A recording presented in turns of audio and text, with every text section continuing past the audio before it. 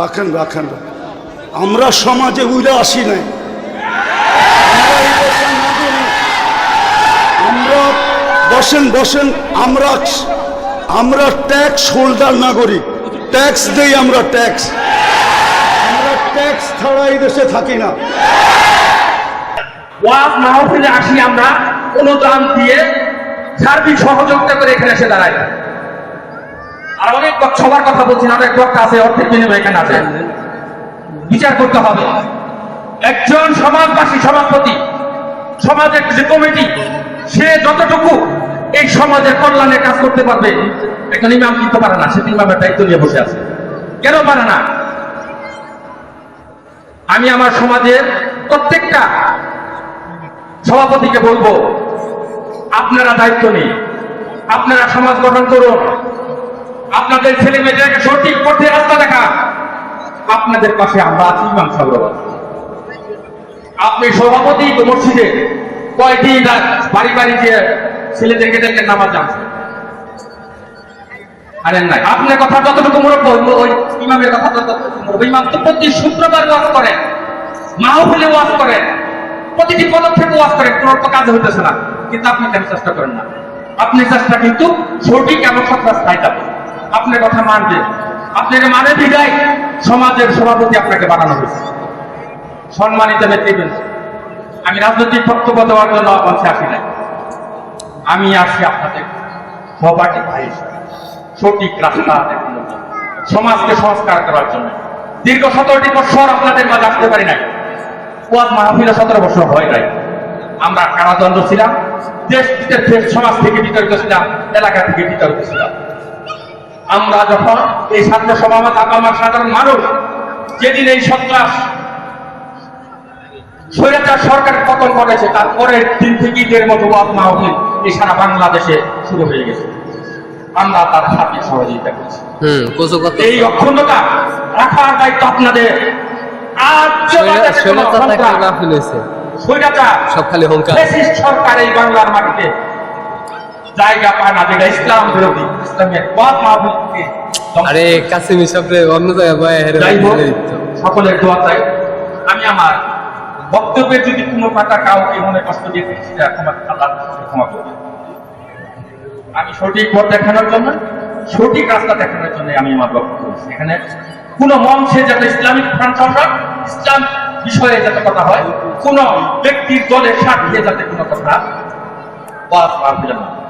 আমাকে যখন দাওয়াত দেওয়া হয়েছে তখন বলছিলাম, কোন স্বার্থ অন্বেষী ব্যক্তিদেরকে যদি এখানে মাহফিল আনা হয়, তাহলে কিন্তু আমরা সেই অনুষ্ঠানে যাবও না, অনুদানও দেব না, আপনারা আপনাদের মতো করবেন। আমি আশা করি সকলে বুঝতে পেরেছেন। এখন দেশ বরণ্য ইসলামিক বক্তা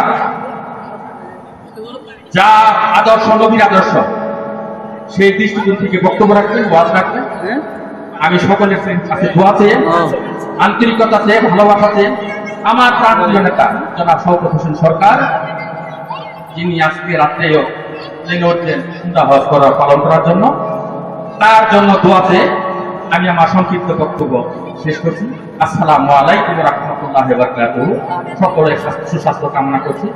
সকলকে ধন্যবাদ। আসসালামু আলাইকুম ওয়া রাহমাতুল্লাহি ওয়া বারাকাতুহু। ওয়া আলাইকুম সালাম। কথা বলবেন, আমি শুধু আপনাদের জন্য দোয়া করব। আর সভাপতি সাহেব যেই কথাগুলো বললেন, ওইগুলোই আমাদের পাথেওর জন্য যথেষ্ট। কেননা ওনারা আমাদের দেশের কর্ণধার, ওনাদের কৃপাই আমরা বেঁচে আছি। ওনাদের কৃপা যদি না থাকতো তাহলে হয়তো আমরা দেশে থাকতেও পারতাম না, বা দেশে থাকতামও না। কোথায় থাকতাম আল্লাহই জানে। বিদায় আমি কথা লম্বা করতে চাইতেছি না, আমিও আপনাদের কাছ থেকে বিদায় নিতেছি। আমার পরে যেই বক্তা উনি আসবেন, আমি আপনাদের কাছে অনুরোধ রাখব যে আপনারা ওনার কথা শুনবেন এবং দোয়া পর্যন্ত বসবেন, তারপরে এটাকে পরিসমাপ্তি ঘটাবেন। বলে আমি আমার কথা শেষ করলাম। ওমা আলাইনা ইল্লাল বালাগ।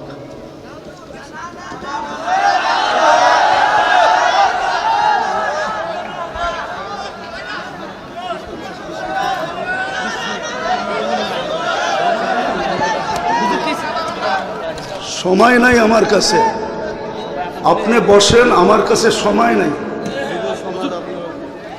রাখেন রাখেন, আমরা সমাজে উইরা আসি নাই,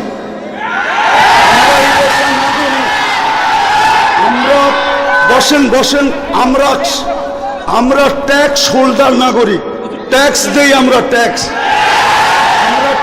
ছাড়া এই দেশে থাকি না। আপনারা বসেন, আপনারা বসেন। আমাদের দেশের কালচার এটা হয়ে গেছে, সবাই হুজুরদের কথা বলে কিন্তু হুজুরদেরকে আন্ডার এস্টিমেট করে। আমি পায়ে হাত দিয়ে বলবো, আমাকে কেউ আন্ডার এস্টিমেট করেন না। আপনারা আমাকে চিনেন না, আমার পরিচয় জানেন না। বসেন, আপনারা বসেন, আপনারা বসেন, আমার পরিচয় আপনারা জানেন না, আপনারা আমাকে আন্ডার এস্টিমেট করেন না। আমরা সর্বওয়াজ মাহফিলে এটা ভুগতেছি আজকে 16 বছর ধরে না। আমরা জন্ম থেকে জ্বলছি, যেটা বাংলাদেশের প্রবাদ বাক্য, আমরা জন্ম থেকে জ্বলছি, জন্ম থেকেই জ্বলা। আর কতদিন? আপনাদের পায়ে হাত দিয়ে বলি বসেন, আওয়াজ করবেন না, কেউ আওয়াজ করবেন না। আমাদের সময়ের দাম আছে, আমাদের সময়ের দাম আছে, এরকম যে আমাদের সময়ের দাম নাই বা আমাদের এইটা কইরা খাইতে হবে এরকম কোনো জরুরি না যে আমাদের ওয়াজ করেই খাইতে হবে। আমাদের খাওয়ার অনেক ব্যবস্থা আল্লাহ রেখে দিছে। যেই আল্লাহ আমাকে জন্ম দিছে উনি আমার খাওয়া তৈরি করেন না, না খাওয়া ছাড়া আমাকে দুনিয়াতে পাঠায় দিছে যে আমাকে এইভাবে করে খাইতে হবে। আপনাদের পায়ে হাত দিয়া বলি, আওয়াজ করবেন না। বাস আমি যেটা বলছি, সভাপতি সাহেব আমাদেরকে দিক নির্দেশনা ভালোই দেখাইছেন, খারাপ না, কিন্তু আমি আপনাদেরকে বলতেছি আমার হাতে সময় নেই, আমার আরেকটা প্রোগ্রামে যেতে হবে। আমার এইখানে লেখা আছে 9টা, দেখেন যদি লেখা না থাকে। এখন বাজে কয়টা বলেন তো আপনারা? হ্যাঁ, আপনারা আপনাদের লেখার উপরে আন্তরিক না? আন্তরিক না? আপনারা তো আন্তরিক না। আপনারা আমাকে 9টার সময় দিতে পারেন না। আপনারা এখন বাজতে শেষ 35 মিনিট আপনারা আমার লস করছেন। বিদায় আমি আপনাদেরকে সময় দিব কোত্থেকে? আমার তো ছিল 9টার থেকে আমি 10টা দিব আপনাদেরকে, 1 ঘন্টা। আমার মিশনই তো এই যুবকদেরকে নিয়ে খেলা, আমি তো যুবকদেরকে নিয়েই খেলি, যুবকদেরকে তো আমরাই তৈরি করছি। আমি যদিও দেশের স্বাধীনতা দেখি নাই, আমি দেখবো কোত্থেকে? ওই 4 তারিখের রাত্রে তো আমি ইংল্যান্ড থেকে কানাডায় যেতেছিলাম, আমি তো জমিনেই ছিলাম না, 39,000 ফিট উপরে ছিলাম। নামার পরে আমি শুনছি দেশ স্বাধীন হয়ে গেছে। ওই দিন থেকে আমার দিলে জন্ম নিছে। আর আমি জানি আমার দেশের যুবক নিয়ে কোথায় রিচার্জ চলতেছে। আমার দেশের কয়জন বলতে পারবে এটা আমি জানি না, কিন্তু আমি জানি আমার দেশের যুবকদেরকে নিয়ে কোথায় রিচার্জ চলতেছে, কোন কোন দেশে বাংলাদেশের যুবক নিয়ে রিচার্জ চলতেছে। যে একটা দিন ছিল স্বপ্নে ভাবতে পারতো না, স্বপ্নে যদি কেউ কাজ করা ভাবতো, যে উনি স্বপ্নে ভাবতেছে ঘুমের ভিতরে যে কাজ করা ফেলবে, তো উঠা দেখছে হ্যান্ডকাপ নিয়ে দাঁড়ায় আছে। যদি জিজ্ঞাসা করে হ্যান্ডকাপ, বলে তুমি তো স্বপ্নে দেখতেছিলে না সরকার কাজ করবা, আমরা টেকনোলজির মাধ্যমে জেনে ফেলছি, বিদায় তোমার হাতে হাত করি পড়াইতে চলে আসছি। আমার দেশের যুবকরা স্বাধীনতা এনে দিছে। যুবকরা যদি না দাঁড়াইতো, আরো 50 বছরের ভিতরে কারো স্বাধীনতা আনার ক্ষমতা ছিল। বিদায় আমার যুবকদেরকে নিয়ে কোথায় রিচার্জ চলতেছে আমি জানি। আমি জানি পেন্টাগনের কোন কামরায় রিচার্জ চলতেছে। পেন্টাগন চিনো তোমরা? হ্যাঁ, পেন্টাগন তো চিনো না, ঠিক না? কোন কামরায় পেন্টাগনের রিচার্জ চলতেছে? বাংলাদেশের যুবক এগুলা কি? বিদায় আমার মিশনই হলো যুবক নিয়ে খেলা। নাইলে আমি গত বছর এইখানে আসছিলাম রাত্র 1টার সময়। আমি জানছি আমি এইখানে আসবো কয়টায় জানেন? 8টার সময় জানছি আমি এইখানে আসবো। যদি আমি জানতাম তো আমি আসতাম না।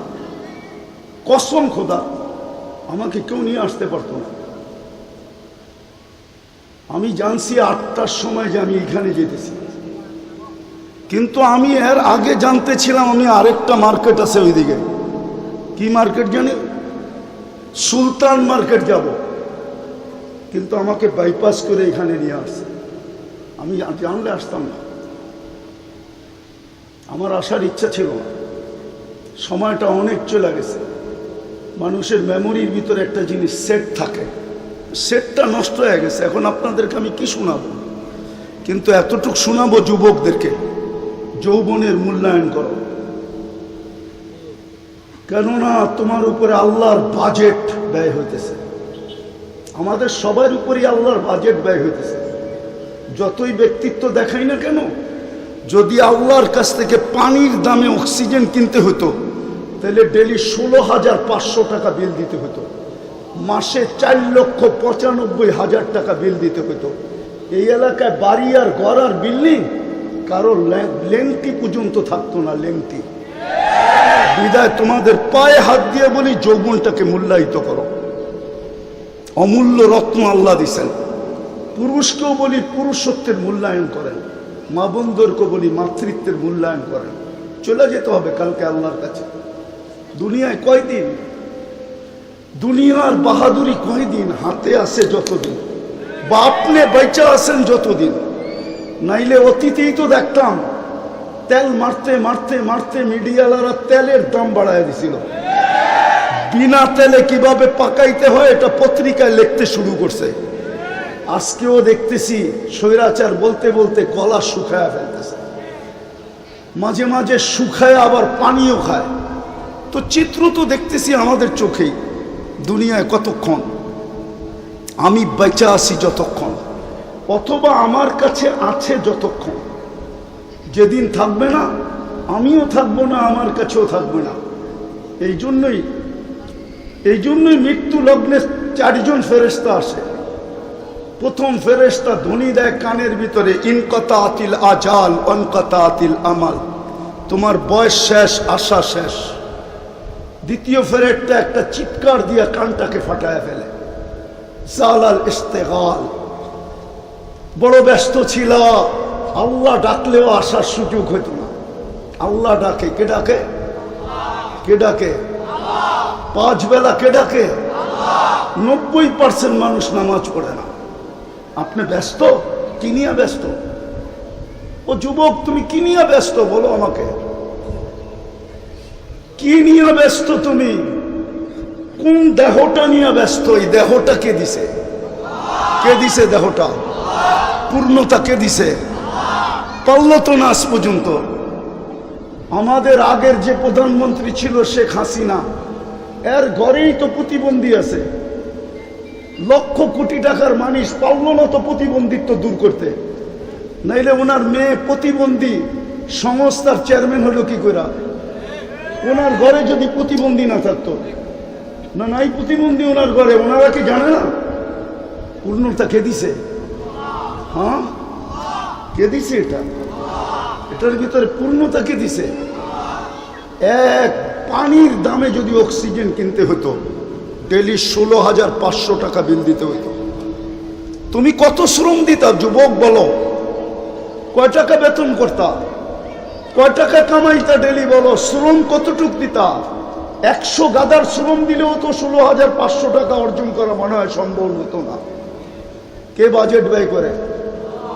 আরে বলেন না জোরে। ডেলি 16,500 টাকার বাজেট আল্লাহ ব্যয় করে। যদি জিব্বা স্বাদ চেক করে দেয় আমাদেরকে, যদি স্বাদ মেশিন দিয়ে চেক করতে হইতো তাইলে বোঝা যেত ঘরে আগে ফ্রিজ কিনে না মেশিন কিনে চেক করার মেশিন, স্বাদ চেক করার মেশিন। আগে ফ্রিজ কিনে না ওই মেশিন কিনে, আগে ওয়াশিং মেশিন কিনে না ওই মেশিন কিনে, আগে বাড়ি বানায় না আগে ওই মেশিন কিনে, তাইলে বোঝা যেত। আমাদের বিত্তশালীরা তো আমাদের দেশে চিকিৎসা করে না, কেননা আমাদের দেশের 80% রিপোর্ট বলে ভুল হয়। এই জন্য দেখবেন অসুস্থ হইতে দেরি, চুপে চুপে ইন্ডিয়া যেতে দেরি করে না, চুপে চুপে সিঙ্গাপুর যেতে দেরি করে না, চুপে চুপে থাইল্যান্ড যেতে দেরি করে না, আমেরিকা ইংল্যান্ড যেতে দেরি করে না। হইতে পারতো আপনি মেশিন কিনছেন বটে, কিন্তু আপনার মেশিন যদি ভুল রিপোর্ট দিত আপনি কি করতেন? তাইলে তো প্রতিদিন খাইতেন আর প্রতিদিন হাসপাতালে যেতেন। আজ পর্যন্ত তো আপনার জিহ্বা ভুল রিপোর্ট দিল না। এই জন্যই তো আপনি বোঝেন না স্বাদ চেক করার কয় টাকা লাগে। এই জন্যই তো আপনি আর আমি চিন্তা করি না গ্রান চেক করতে কয় টাকা লাগে। এরকম এই শরীরটা খুইলা দেখানো যায় একটা একটা। 24 ঘন্টা আল্লাহটা বুক করি। এই জন্যই তো আল্লাহর জায়গায় বলছেন আফা হাসিবতুম আন্নামা খালাকনাকুম আবাস, তোর ধারণা কি তুই অনর্থক সৃষ্টি? তো আরেক জায়গায় হাদিসের ভিতরে বলছেন আতাইতু কাইনানে তানদুরু বিহা ওয়ালা উহাসিব, এটা কি তোর ধারণা যে চক্ষুটা দিলাম তুই সারাদিন দেখিস এটা অনর্থক আর হিসাব নিব না? চক্ষুর ভিতরে কয়টা ক্যামেরা? 2 চোখে 26 কোটি ক্যামেরা। যুবক যখন তুমি তাকাও তো 26 কোটি ক্যামেরা একসাথে ফ্লাশ করে, একসাথে ফ্লাশ। যেরকম তোমাদের ক্যামেরায় ফ্লাশ হয় এরকম 26 কোটি ক্যামেরা একসাথে ফ্লাশ হয়। আল্লাহ তো এটাই বলতেছে আতাইতু কাইনানে তানদুরু বিহা ওয়ালা উহাসিব, এরকম দৃষ্টিশক্তি দিলাম আর তুমি সারাদিন দেখো আর তোমার হিসাব নিব না। আতাইতুকা উযুনানে তাসমাউ বিহা ওয়ালা উহাসিব, তোকে শ্রবণ শক্তি দিলাম, তোর ভাবনা কি হিসাব নিব না? আতাইতুকা লিসানান তানতিকু বিহি, তোকে বাক শক্তি দিলাম, সারাদিন বক বক করিস, তুই ভাবতেছ হিসাব নিব না? শুধু হিসাব নিব না, কোরআন বলতেছে ওয়া রাকিবুন আতীদ মা মিন কওলিন ইল্লা লাদাইহি রাকিবুন আতীদ। আল্লাহ বলে 2 চৌকিদার বসায় রাখছি, অডিও চলতেছে, 24 ঘন্টার অডিও চলতেছে। এমন কি ঘুমের ভিতরে কি বলো ওইটা অডিও চলতেছে। যদিও ঘুমেরটা ডিলিট করে দেওয়া হবে, বাকি একটাও ডিলিট হবে না। আল্লাহ বলে আতাইতুকা আকলান তুমাইয়িসু বিহি, এরকম একটা ব্রেন দিলাম যেটা দিয়ে তুমি ভালো মন্দ বোঝো আর তুমি ভাবো তোমার হিসাব হবে না, তোমার হিসাব হবে না। আতাইতুকা কলবান তাতাফাক্কারু বিহি ওয়ালা ইউহাসিব, আতাইতুকা ইয়াদানি তাবতিশু বিহা ওয়ালা ইউহাসিব, হাত দিয়ে কর্ম করো, তুমি ভাবতেছো তোমার হিসাব নিব না। আতাইতুকা ইয়াদ রিজলানি তামশি বিহা ওয়ালা উহাসিব, 2টা পাও দিলাম চলার জন্য, তুমি ভাবো হিসাব নিবে না। আকুনতা সাগীরা ফাকাব্বারতুকা ওয়ালা উহাসিব, তুমি তো ছোটই ছিল, বড় তো আমি করলাম, তুমি ভাবছো তোমার হিসাব নিব না। কুনতা যায়িফা ফাকাওয়াইতুকা ওয়ালা উহাসিব, তুমি তো দুর্বল ছিল, তোমাকে তো সুঠামত্ব দিলাম, তুমি ভাবছো হিসাব নিব না। কুনতা জাহিলা ফাআল্লামতুকা ওয়ালা উহাসিব, তুমি তো অজ্ঞ ছিল, তোমাকে শিক্ষা দিলাম, তুমি ভাবতেছো তোমার হিসাব নিব না। কুনতা মিসকিনা, তুমি তো মার পেটের থেকে অসহায় আসছিলে, ফাআগনাইতুক, স্বয়ং সম্পূর্ণ তো আমরাই করলাম, তোমার ধারণা কি তোমার হিসাব নিব না? এই জন্য বলতেছি যুবক যৌবনের মূল্যায়ন করো, নইলে কালকে কিন্তু হিসাব দিতে হবে। এটা দুনিয়া রঙ্গময়, যার মনে জ্বালায়। আল্লাহ ইচ্ছা স্বাধীনতা দিছে, দিকা ইচ্ছা মতো চলতে পারি। যদি ইচ্ছা স্বাধীনতা না দিতেন তাহলে সারাদিন আল্লাহটা ভোগ করবে আর আল্লাহর বিরুদ্ধে বলবে, আল্লাহর বিরুদ্ধে বলবে, আল্লাহর বিরুদ্ধাচরণ করবে। আমার সমাজের তো 90% নামাজ পড়ে না। ডাকে কে? আরে বলেন না জোরে, কে ডাকে? কে ডাকে? আল্লাহ। কে? যারটা 24 ঘন্টা ভোগ করেন উনি আল্লাহ, যার কাছে হায়াত উনি আল্লাহ, যার কাছে মৌত উনি আল্লাহ, যার কাছে সুস্থতা উনি আল্লাহ, যার কাছে অসুস্থতা উনি আল্লাহ, যার কাছে ধনী হওয়া উনি আল্লাহ, যার কাছে গরিব হওয়া উনি আল্লাহ, যার কাছে ইজ্জত দেওয়া উনি আল্লাহ, যার কাছে বেজ্জত করা উনি আল্লাহ। ইচ্ছা করলে সকালের ধনীকে বিকালে ফকির বানাইতে পারে, ইচ্ছা করলে বিকালের ফকিরকে সকালে ধনী বানাইতে পারে। উনি আল্লাহ। শুধু এইখানেই শেষ না, দুনিয়া ভাবে কিছু, আল্লাহ ভাবে কিছু। দুনিয়া ভাবে কিছু, আমরা আল্লাহ ভাবে কিছু। হ্যাঁ, দুনিয়া ভাবতে ছিল কিছু, আল্লাহ ভাবতে ছিল কিছু। আল্লাহ যেটা চায় ওইটাই হয়। তো ওই আল্লাহ ডাকে, শুধু এখানেই শেষ না, 99 পদের মালিক আল্লাহ ডাকে, 99 পদের মালিক আল্লাহ ডাকে। তর্জমা তো দেখে না, খালি নিজেরটা দেখি, আল্লাহর পরিচয় তো দেখি না। এই মজমা এক যুবকও নাই যে 99 নামের অর্থ দেখছে, এই স্টেজেও কেউ নাই 99 নামের অর্থ দেখছে। কোত্থেকে আল্লাহ চিনবে? অফিসের সামনে তো পদবি লেখা থাকে, এই পোস্টারেও তো পদবি লেখা আছে পরিচয় হিসাবে। আল্লাহও তো নিজের পরিচয় দিছে 99 নাম দিয়া, হুয়াল্লাহুল্লাযী লা ইলাহা ইল্লা হু। আল্লাহ নিজের পরিচয় দিছে, আমি আল্লাহ কে ভালো মতো দেখ, তাইলে তোর বিবেকের পর্দা খুলবে, নাইলে একদিন দুনিয়ার জীবন শেষ হয়ে যাবে। আজকে সূর্য এই এলাকায় বলতে বলতে ডুবছে, লান আউদ ফি হায়াতিকা আবাদা। হতে পারে কালকে তোমরা কেউ আমাকে উঠতে দেখবে না। আমি দুনিয়ার শত জায়গা চিনি এই দুই চোখে, আমি একটা দেশ তো দেখি নাই। এই পর্যন্ত 103টা দেশ দেখা শেষ আমার, 7টা মহাদেশ দেখা শেষ আমার। হ্যাঁ হ্যাঁ, আমি শুধু উন্নত দুনিয়া নিউজিল্যান্ড দেখি নাই, বাকি সব দেখা শেষ। আর আল্লাহর মেহেরবানি, দেখতে বেশি সময়ও লাগে না। আমার পাসপোর্টের যে অবস্থা এখন আছে, যদিও কথা মিডিয়ায় চলে যাবে, আমার এয়ারপোর্টে যে টিকিট নিলেই চলবে। আমি বড় অহংকার করে বলতেছি না, আমি চিনি দুনিয়ার ওই জায়গা, এক রাত্রে মাটির সাথে মিশিয়ে গেছে। ওই জায়গা চিনি যে জায়গায় ঈসা আলাইহিস সালাম দাঁড়ায় জিজ্ঞাসা করছে এক রাত্রে কিভাবে সমূলে ধ্বংস করলো, তো বলছে বিতনা বিল আফিয়া আসবাহনা ফিল হাফিয়া। ফুর্তি করতে করতে ঘুমায় গেছিলাম, নিশ্চিন্তে সকালে উঠা দেখি হাবিয়া দোজখের ভিতরে। আজকে সূর্য বলতে বলতে এই এলাকায় ডুবছে, এখনো মাটিটা বলতেছে তামসি আলা যাহরি মাসিরুকা ফি বাতনি। হতে পারে এখান থেকে উঠা কেউ বাড়িতেও পৌঁছতে পারবে না, এর আগেই শোনা যাবে হাসপাতালে নিয়ে গেছে, ডাক্তাররা ঘোষণা দিছে ডেড, চলে গেছে দুনিয়ার থেকে। হতে পারে এরকম, এই জন্য মাটি 24 ঘন্টা বলে তামসি আলা যাহরি মাসিরুকা ফি বাতনি। আমার পিঠে চলমান, অতি সত্বর তুই আমার পেটে আসবি, তারপরে দেখবি ব্যবহার।